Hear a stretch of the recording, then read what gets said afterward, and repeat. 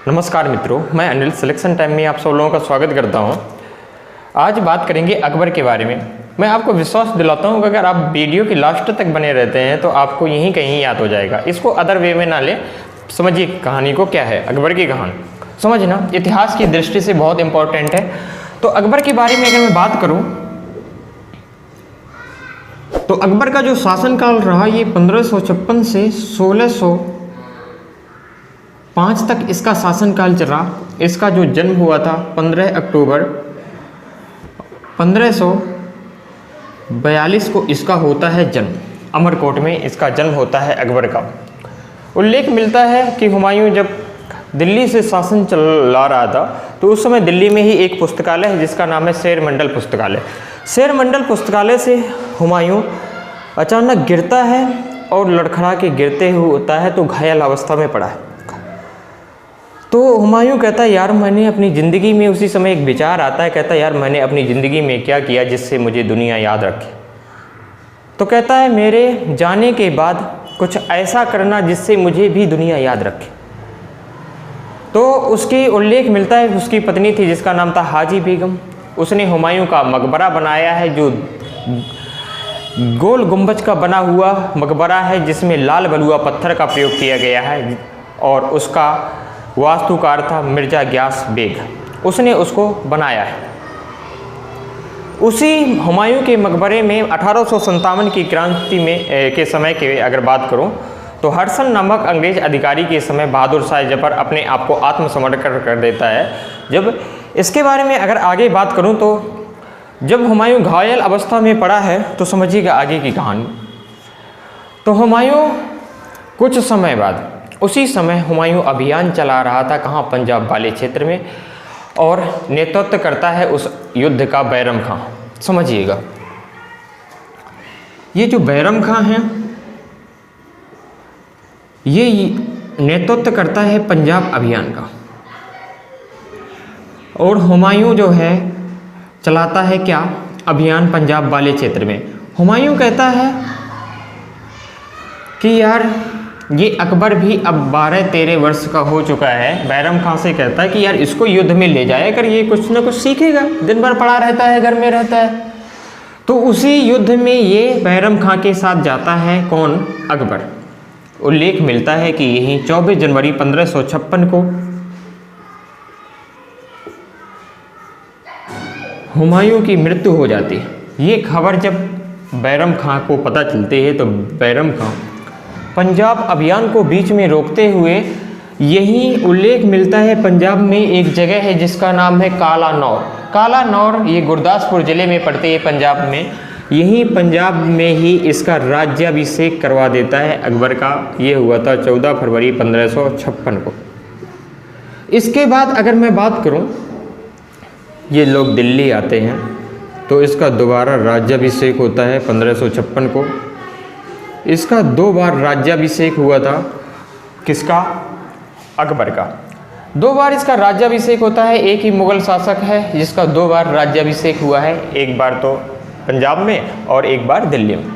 इसके बाद ये बनता है अकबर राजा।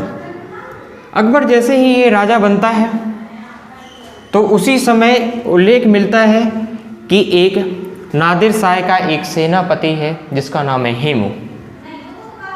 हेमू को ये जब बात पता चलती है कि अभी जो नया राजा बना है वो तो अभी बच्चा है, लेकिन इस बेचारे हेमू को ये पता नहीं है इसके साथ में एक बहुत बड़ी टोप है जिसका नाम है बैरम खां। हेमू अपने आप को झूठा राजा घोषित कर देता है और उसी समय विक्रमादित्य की उपाधि धारण करता है। कहता है आज से अगर किसी को दिक्कत है तो मेरे से आकर मिलिए, मैं सबकी तकलीफ मिटाऊंगा।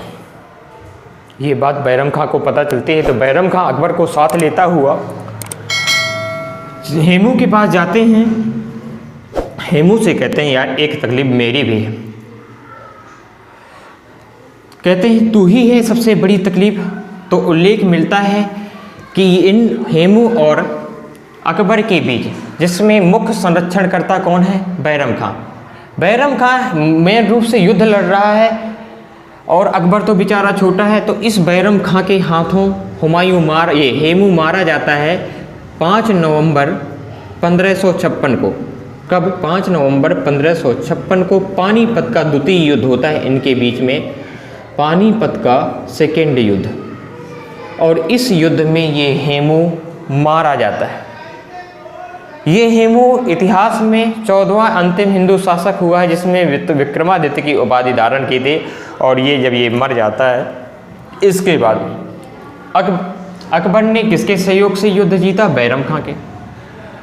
अब बैरम खां की इतनी चलती है कि कुछ कहना नहीं। अकबर बेचारा वही करता है जो बैरम खां चाहता है, क्योंकि उसी की वजह से युद्ध जीता है। मुख्य संरक्षण करता तो बैरम खां है। अब आगे की आप कहानी समझिए। तो मैंने आपको बताया था कि जब ये अकबर बच गया था, काबुल के किले में अस्करी ने इसको लटका दिया था, तो उस समय हुमायूं इसको 2 लोगों को संरक्षणकर्ता सौंप जाता है। एक तो है इसका कौन, अगर मैं बात करूं तो एक है बैरम खां। कौन? बैरम खां। और दूसरा है आपका कौन? ये महामनगा।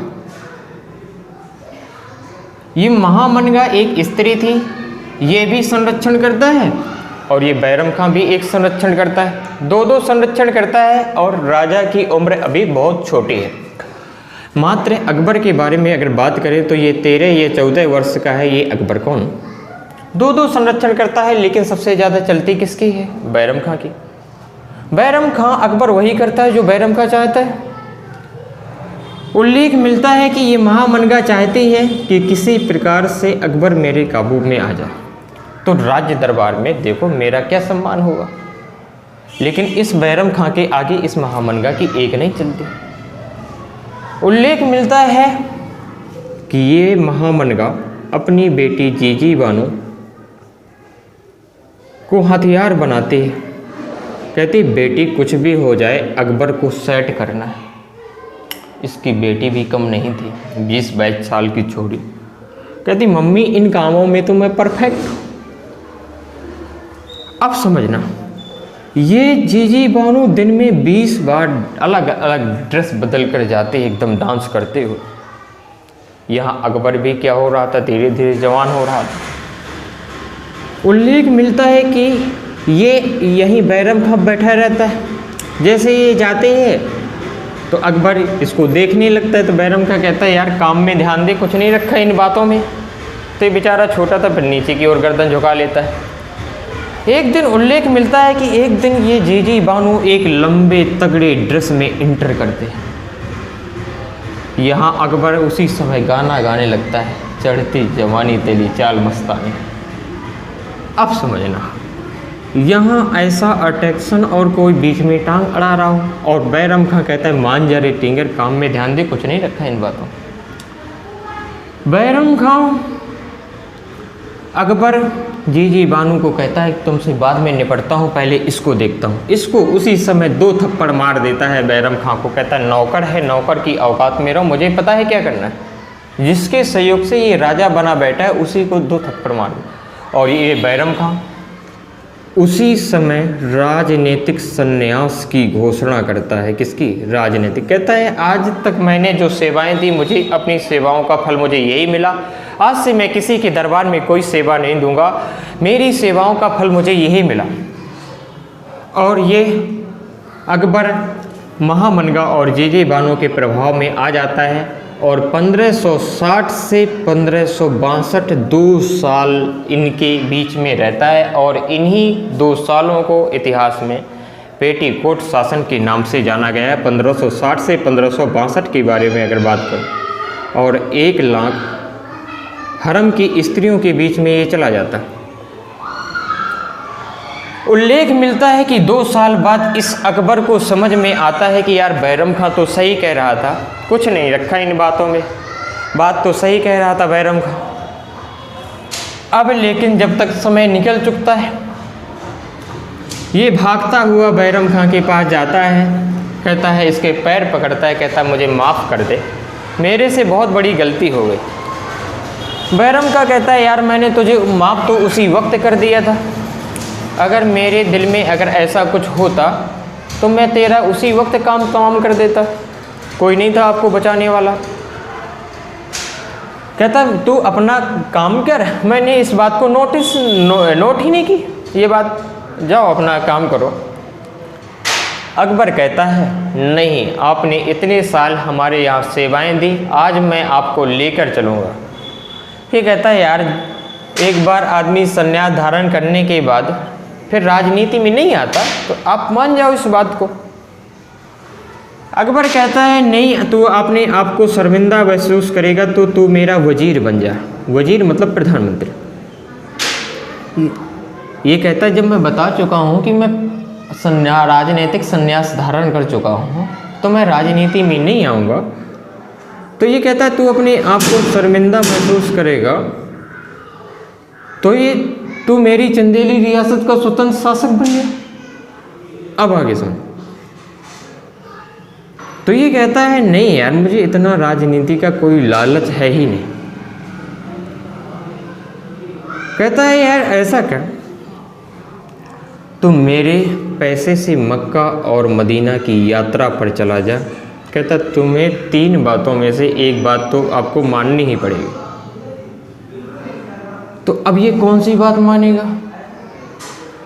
यही मक्का और मदीना की यात्रा। कौन सी? मक्का और मदीना। तो उल्लेख मिलता है कि ये कौन, बैरम खां जैसे ही जाता है मक्का और मदीना की यात्रा में, तो उल्लेख मिलता है कि गुजरात के पाटन नामक स्थान में इस मुबारक खां की हत्या कर दी जाती है। किस मुबारक खां नामक एक व्यक्ति इसकी हत्या कर देता है। किसकी? बैरम खां का। जब बैरम खां की हत्या हो जाती है तो ये बात अकबर को पता चलती है। तो अकबर उसी समय, उल्लेख मिलता है, इसकी विधवा सलीमा बावनों के साथ निकाह करता हुआ इसका पुत्र अब्दुल रहीम खान खाना को खाने खाना की उपाधि धारण करता है। इतिहास में खान खाना पूछा जाए तो बैरम का था, खाने खाना पूछा जाए तो अब्दुल रहीम खान खाना। इसकी कहानी आगे मैं आपको समझाऊंगा। आज की क्लास यहीं तक रहेगी। जिन बच्चों ने अभी तक इस चैनल को सब्सक्राइब नहीं किया है तो कृपया इस चैनल को सब्सक्राइब जरूर कर लें।